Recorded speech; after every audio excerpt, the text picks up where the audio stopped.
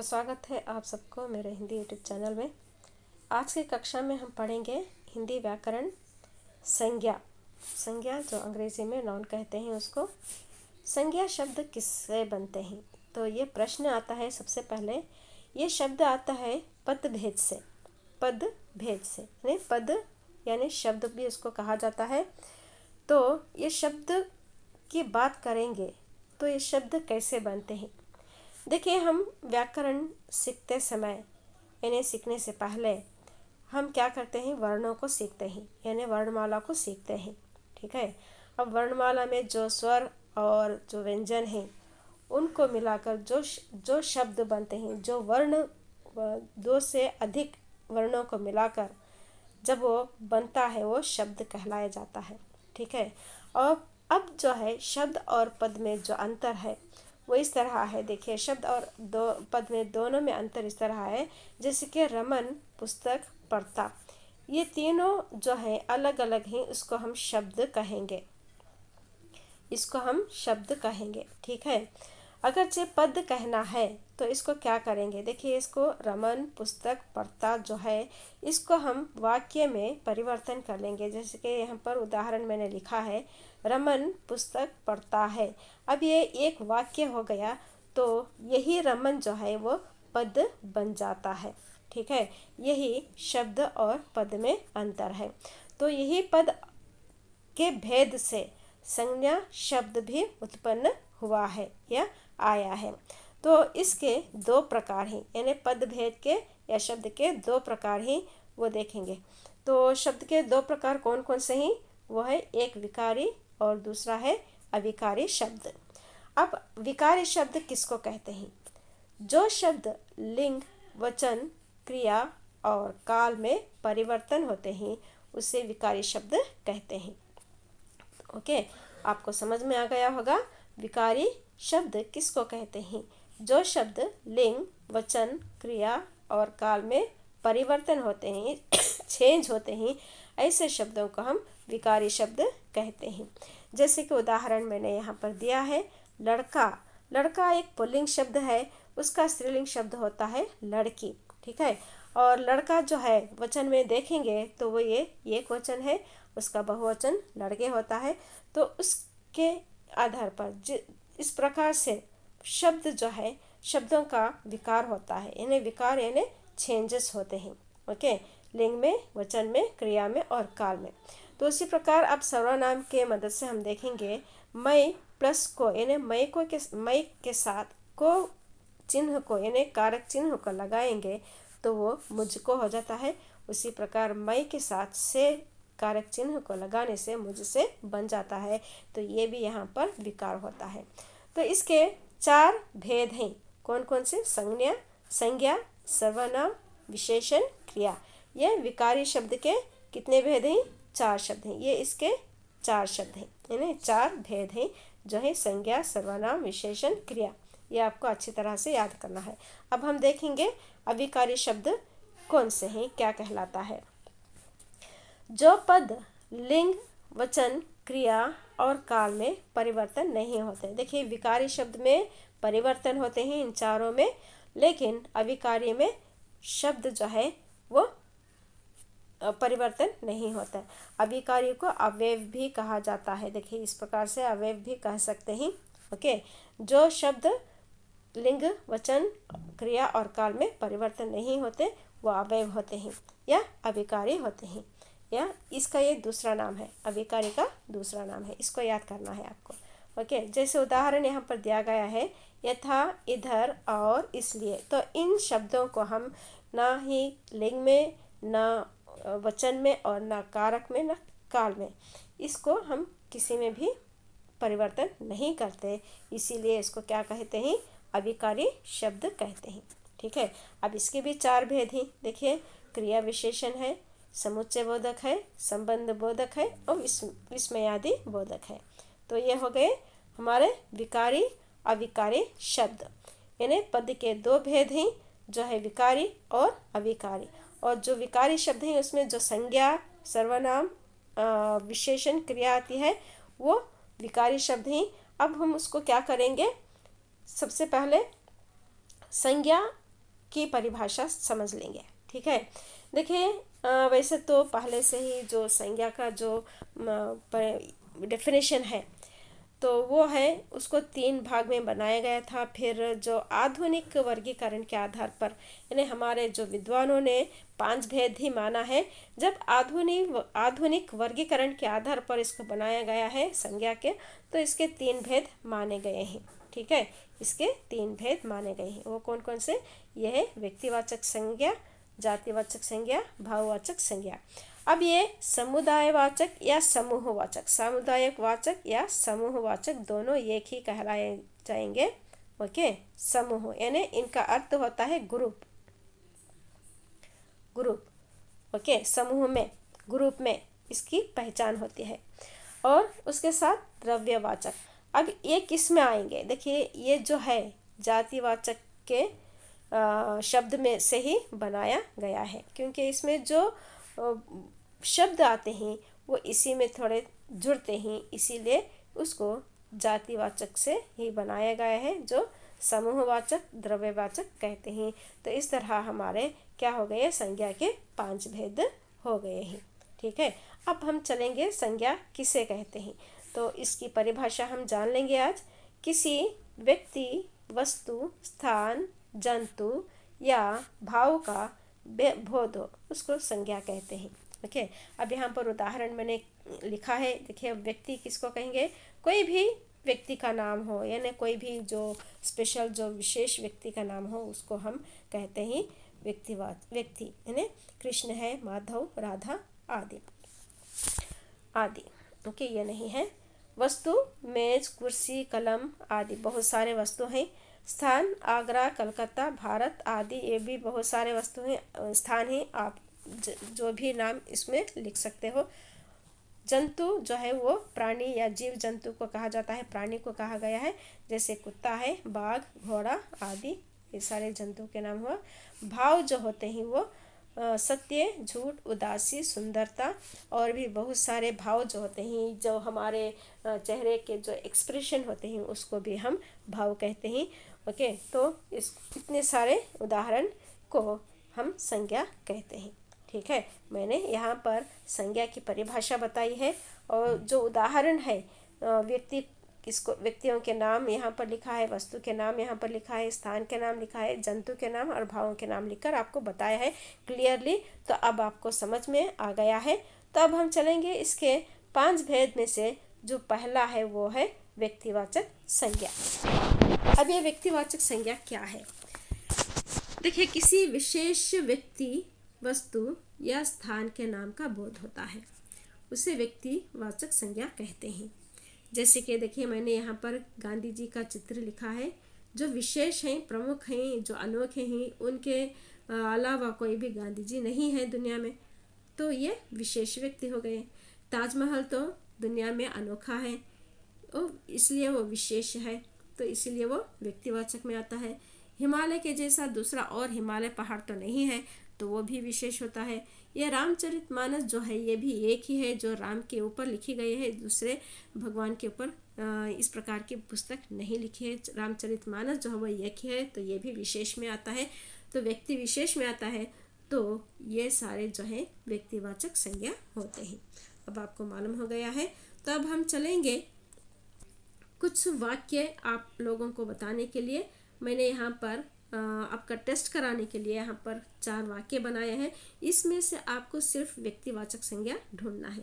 देखिए, पहला वाक्य जो है, दीपा को इंग्लिश भाषा नहीं आती है। ओके, नहीं आती है। और भोलू आंगन में बैठा था।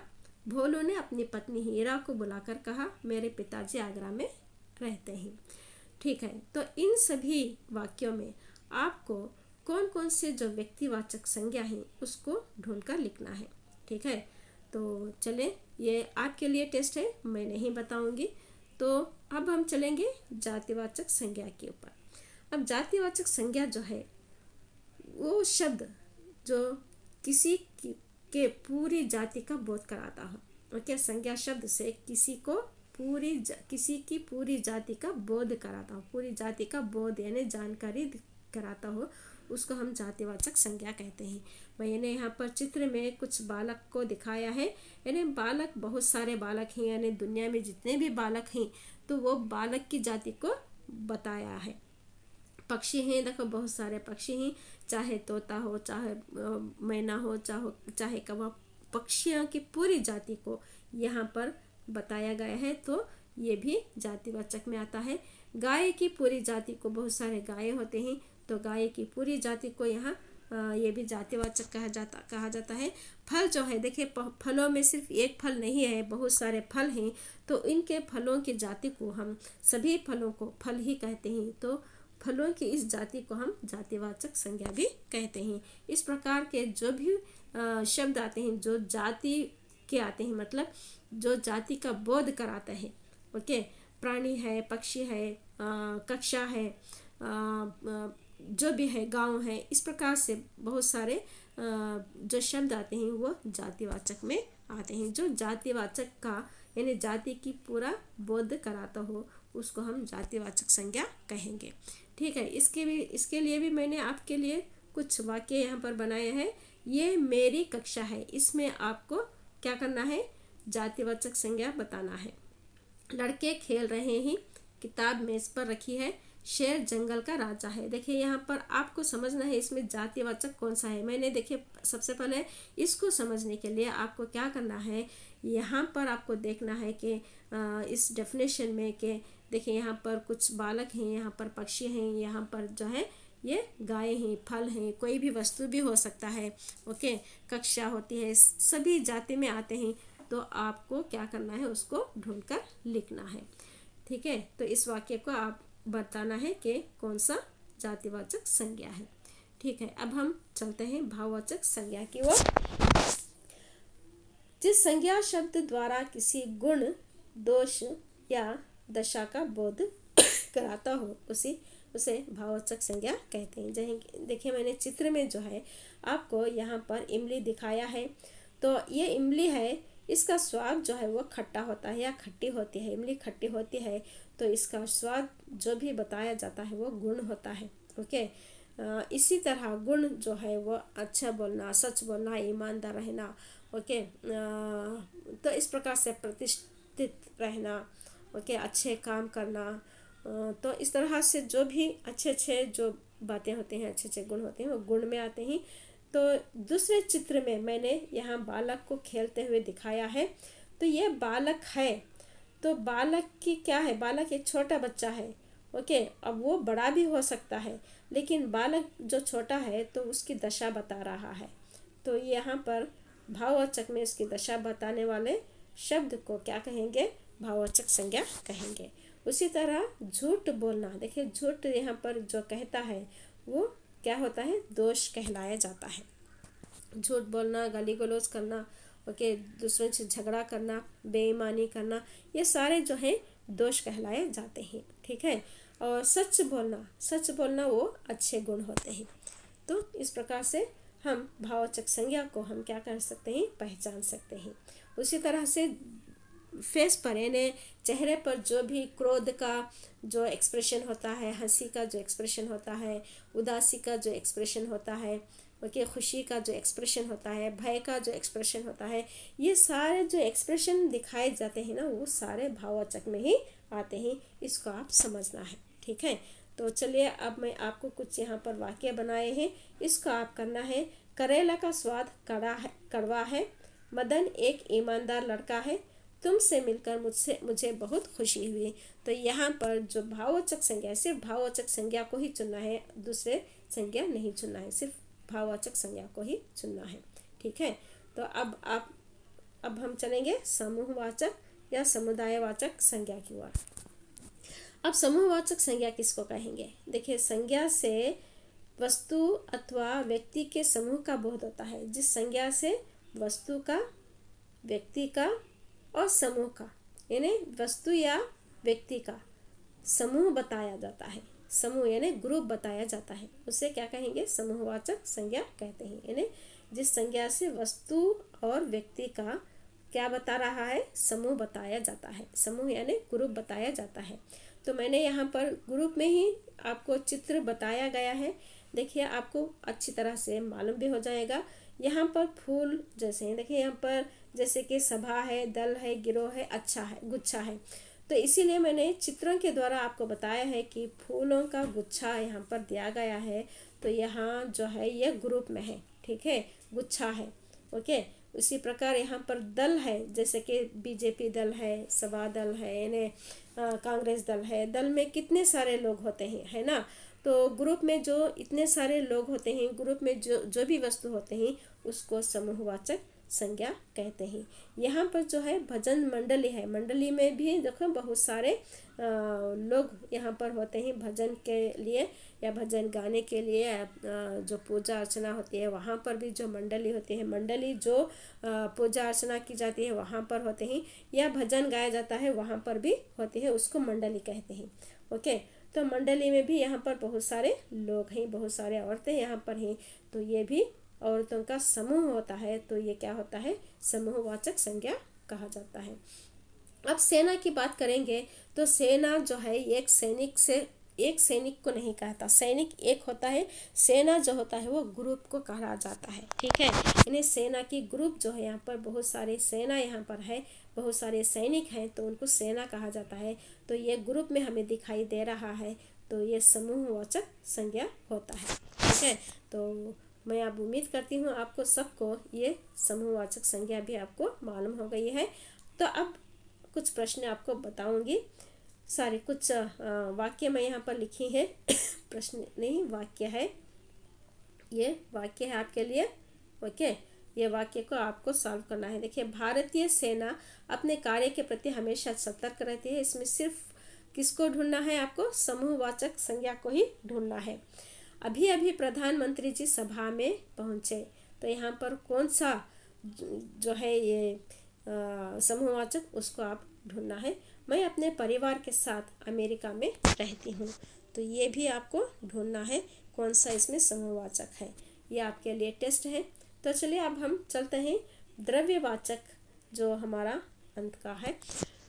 इसको जिस संज्ञा में माप तोल वाली वस्तु का बोध होता है या द्रव्य धातु अधातु का बोध भी कहा जाता है, उसको हम द्रव्यवाचक संज्ञा कहते हैं। जैसे कि कोयला है, सोना है, तेल, पानी, हीरा, लोहा। तो मैंने यहाँ पर चित्र में भी आपको दिखाया है, कोयला जो है वो अधातु है यानी धातु में नहीं आते, यानी जो मिनरल्स कहा जाते हैं, ओके, उसमें नहीं आता। और जो सोना, तेल, पानी, चांदी, ये सारी चीज़ें जो हैं ये किस में आते हैं, धातु में आते हैं। नो, सोना, चांदी, लोहा, तांबा, ये सारे जो वस्तु हैं ये किस में आते हैं, धातु में आते हैं। ओके, लेकिन ये अधातु है। ये पानी, तेल जो है, ये पानी जो है द्रव्य होता है, तरल होता है। ओके, तेल किससे बनता है, वो गैस से बनता है। ओके, तो ये सारी चीज़ों को क्या है, द्रव्यवाचक संज्ञा कहते हैं, ठीक है। तो आपको समझ में आ गया है। तो इसके भी मैं कुछ वाक्य बनाए हैं। मैंने आज शहद के साथ रोटी खाई। इसमें आपको क्या देखना है, इसमें आपको द्रव्यवाचक संज्ञा को बताना है, ठीक है। दूध वाला आ गया है, इसमें कौन सा द्रव्यवाचक है उसको बताना है। किसी ने लड़की पर तेजाब छिड़क दी। तो यहाँ पर जो शब्द आते हैं वो द्रव्यवाचक इसमें आते हैं इस वाक्य में, उसको आप बताना है। तो मैं आपको अच्छी तरह से समझाया है। देखिए, अब फिर एक बार मैं आपको रिपीट करती हूँ कि हमने क्या क्या इसमें पढ़ा है, ठीक है। हमने इसमें पढ़ा है, सबसे पहले संज्ञा किससे बनते हैं, तो संज्ञा बनते हैं पदों के भेद से। पद और शब्द का अंतर मैंने बताया है। शब्द जो होता है वो होता है रमन, पुस्तक या प्रताप, यानी जो वर्णों को मिलाकर जो शब्द बनते हैं उसको कहा जाता है। पद कब बनता है, जब यही शब्द वाक्य में आता है तब यह पद बनता है, ठीक है। तो पद के कितने भेद हैं, वो 2 प्रकार के होते हैं, वो और जो उसको विकारी अविकारी शब्द कहते हैं। विकारी शब्द जो है वो लिंग, वचन, क्रिया, काल में परिवर्तन होते हैं, उसको विकारी शब्द कहते हैं। और यहाँ पर मैंने उदाहरण भी दिया गया है, ओके, इसके जो 4 भेद हैं, संज्ञा, सर्वनाम, विशेषण, क्रिया, तो ये इसके 4 भेद होते हैं जो लिंग, वचन, क्रिया और काल के में परिवर्तन होते हैं, जो विकारी शब्द होते हैं। अविकारी शब्द जो है वो लिंग, वचन, काल में या क्रिया में जो है परिवर्तन नहीं होते, तो उसको हम अविकारी या अवयव कहते हैं। और इसके जो 4 भेद हैं, क्रिया, विशेषण, समुच्चय बोधक, संबोधन बोधक और विस्मयादि बोधक हैं, ये अविकारी शब्द होते हैं। तो आधुनिक वर्गीकरण के आधार पर हमारे संज्ञा जो है वो 3 भेद माने जाते हैं, और इसको जातिवाचक और द्रव्यवाचक, इन्हें जातिवाचक से समूहवाचक और द्रव्यवाचक को लिया गया है। तो अब हम इसको हम कितने संज्ञा मानते हैं, इसके 5 संज्ञाओं को हम मानते हैं। तो व्यक्तिवाचक संज्ञा किसको कहते हैं, अच्छा, संज्ञा किसको कहते हैं, यहाँ पर इसका वर्गीकरण किया गया है। इसका जो डेफिनेशन यहाँ पर मैंने बताया है, व्यक्ति, वस्तु, स्थान, जंतु या भाव के बोध को संज्ञा कहते हैं। ओके, तो अब हम चलेंगे व्यक्तिवाचक संज्ञा किसको कहते हैं। कोई भी विशेष व्यक्ति, विशेष वस्तु या विशेष स्थान का बोध कराता हो उसको व्यक्तिवाचक संज्ञा कहते हैं। जैसे कि मैंने यहाँ पर गांधी जी, ताजमहल, हिमालय और रामचरितमानस यहाँ पर दिया गया है। तो यहाँ पर मैंने कुछ वाक्य आपके लिए दिया गया है। जातिवाचक संज्ञा जो है वो किसी पूरी जाति का, यानी कोई भी शब्द का, यानी संज्ञा शब्द के कोई भी पूरी जाति का बोध कराता हो, वो मैंने बताया है इस चित्र के साथ। मैंने यहाँ बालक, पक्षी, गाय, फल को बताया है। तो आशा करती हूँ समझ में आ गया होगा। यहाँ पर जो वाक्य दिए गए हैं वो आपको लिखना है। भाववाचक संज्ञा जो है वो किसी गुण, दोष या दशा को बोध कराता है। तो मैंने यहाँ पर जो दशा है, जो गुण है, जो दोष है, उसको मैंने यहाँ पर चित्र में बताकर लिख दिया है। तो उम्मीद करती हूँ आपको मालूम हो गया है। तो ये जो वाक्य हैं ये भी आपको करना है।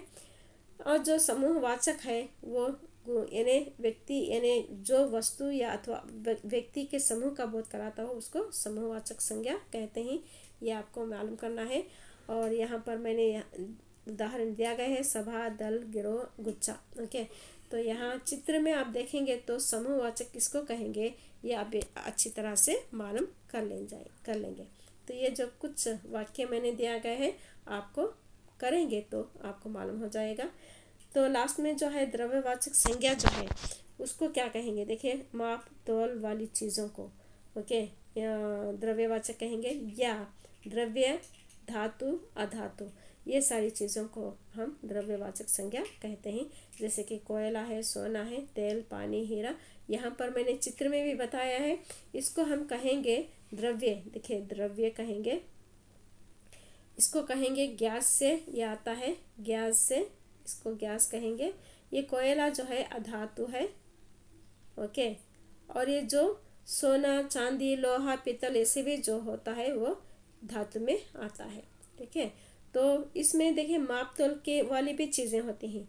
ओके, यहाँ पर तेल जो होता है उसको मापा तोला जाता है। आजकल पानी का भी माप तोल होता है। ओके, सोना चांदी का जो तोल होता है उसके भी तोले के हिसाब से, ग्राम के हिसाब से तोला जाता है। इस प्रकार से है ना, हर चीज़, ये जो द्रव्य वाली चीज़ होती है वो माप या तोली जाती है। तो इसको हम द्रव्यवाचक संज्ञा कहते हैं। तो उम्मीद करती हूँ आप सबको ये जो संज्ञा हमने सीखे हैं, संज्ञा अच्छी तरह से मालूम हो गई है। और जो 5 जो भेद हैं उसके बारे में भी अच्छी तरह से मालूम हो गया है। तो जो मैंने वाक्य यहाँ पर बताया है इसको आप करेंगे तो आप सबको मालूम हो जाएगा कि कौन सी संज्ञा भाववाचक है, कौन सी संज्ञा व्यक्तिवाचक है, कौन सी संज्ञा द्रव्यवाचक है। तो अगर आप पहचान लेंगे तो सारे संज्ञाओं के भेदों को भी आप पहचान सकते हैं। तो अगले वीडियो में मिलते हैं। तब तक के लिए धन्यवाद। देखिए, मेरे जो वीडियो अच्छी लगी है तो मुझे ज़रूर कमेंट्स कीजिएगा और शेयर और लाइक भी कीजिएगा। सब्सक्राइब तो ज़रूर कर लेना अगर से आप नए हैं मेरे चैनल में। तो कोई भी अच्छा है या बुरा है, कोई भी हो, आप मेरे कमेंट्स में डाल सकते हो। I don't mind. ओके, तो ज़रूर कमेंट्स कीजिएगा और मिलते हैं अगली वीडियो में। तब तक के लिए धन्यवाद।